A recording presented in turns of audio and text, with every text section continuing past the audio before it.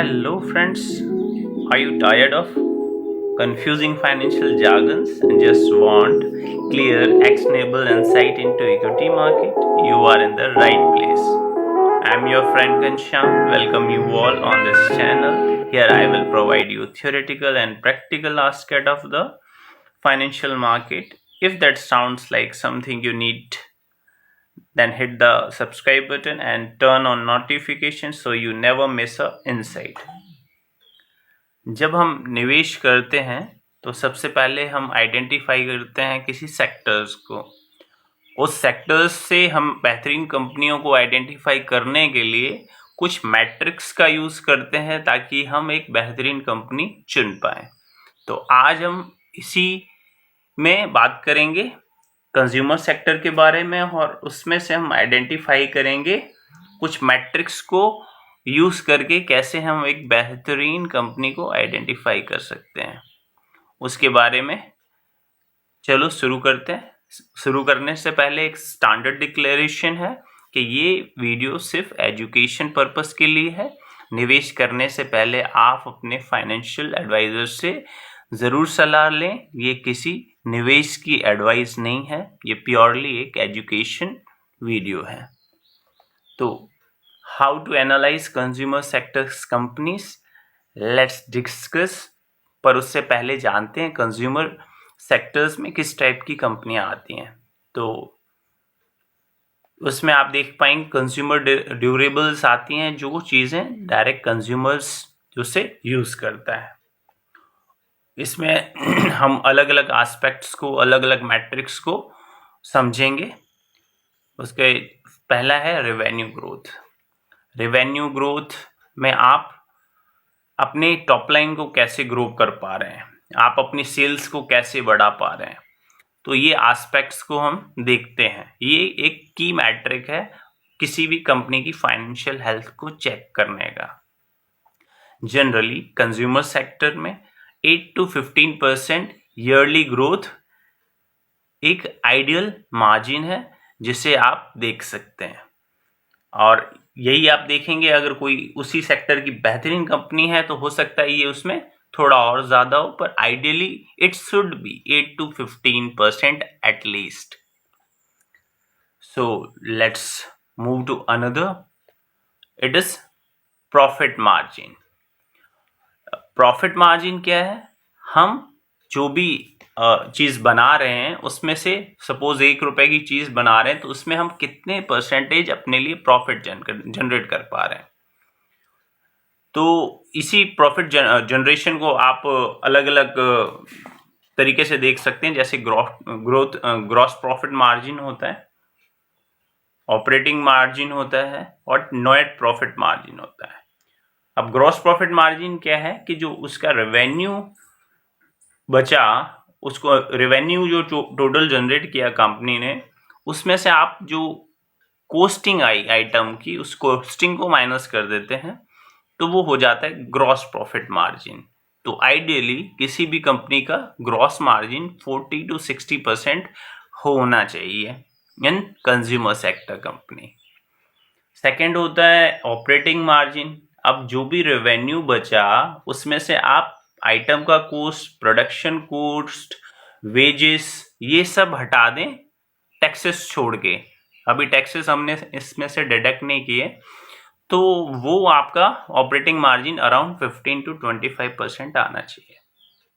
अब हम बात करते हैं नेट प्रॉफिट मार्जिन, जो और इम्पोर्टेंट है। इसमें से आप उसका सारा कॉस्टिंग, प्रोडक्ट का, वेजेस का और जो भी है डिडक्शंस इंक्लूडिंग टैक्सेस, इन सब को डिडक्ट करने के बाद जो आपके पास नेट लास्ट में जो आपके हाथ में आता है, आप ये समझ लीजिए हाथ में क्या बचा।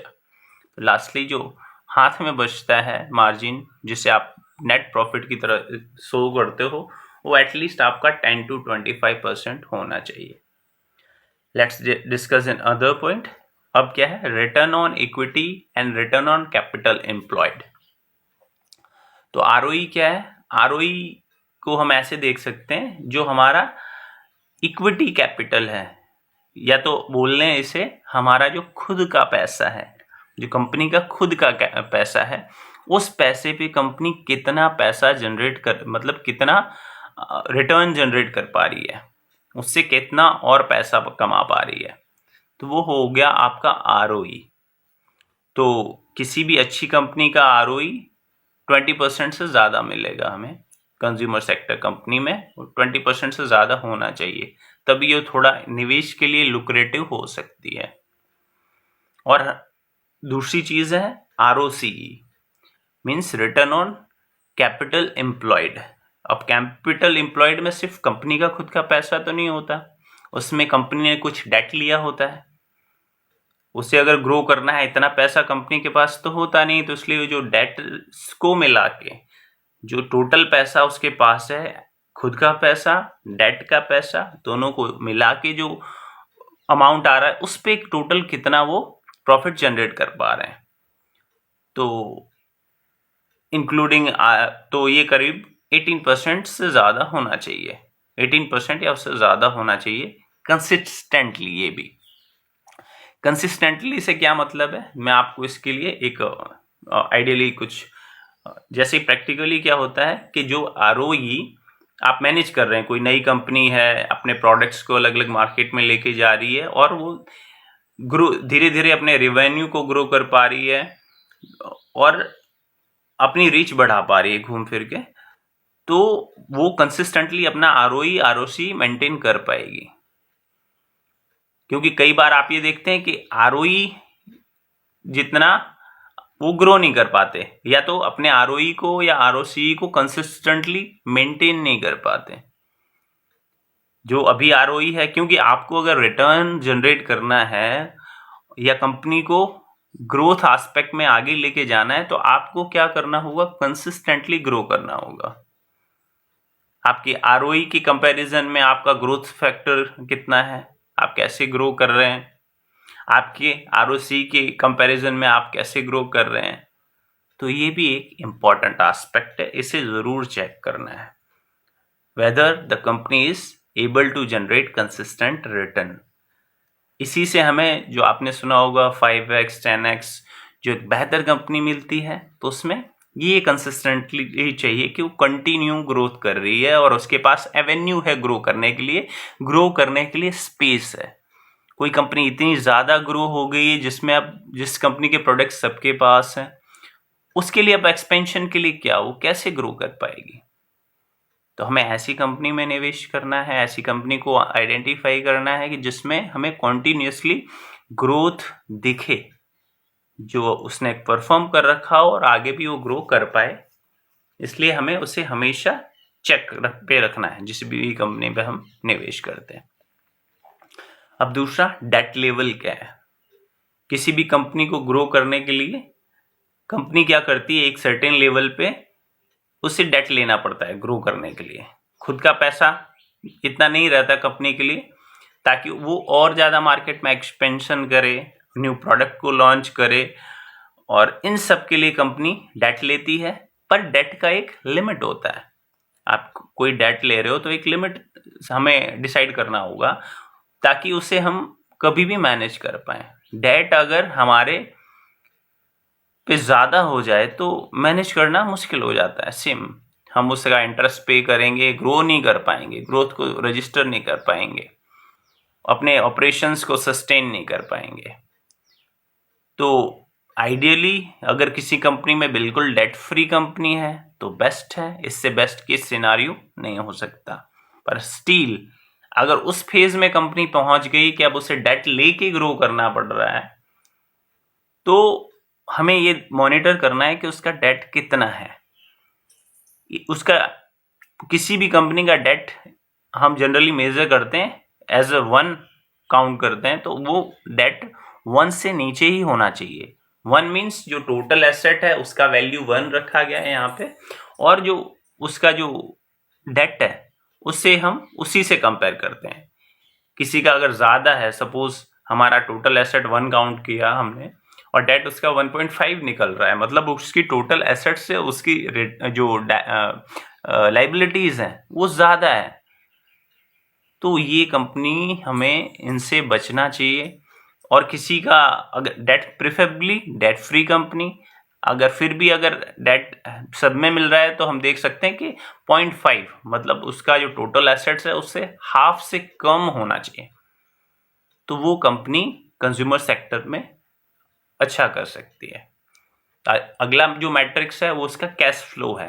कैश फ्लो क्या है कि कंपनी अपने ऑपरेशन से in certain period of time में कितना पैसा कमा पा रही है या जनरेट कर पा रही है, ताकि वो अपने ऑपरेशंस को अपने पैसे से मैनेज कर पाए। अब अगर कोई कंपनी ये नहीं कर पा रही कि अपना जो जनरेट किया हुआ क्वार्टरली पैसा है, उसका जो कैश फ्लो है जो जनरेट कर रहा है, चाहे क्वार्टरली हो, चाहे ईयरली हो, चाहे हाफ ईयरली हो, वो अपने ऑपरेशंस को ही मैनेज नहीं कर पा रहा, तो इतना ज़्यादा वॉलेटाइल कंपनी में हमें निवेश से बचना चाहिए।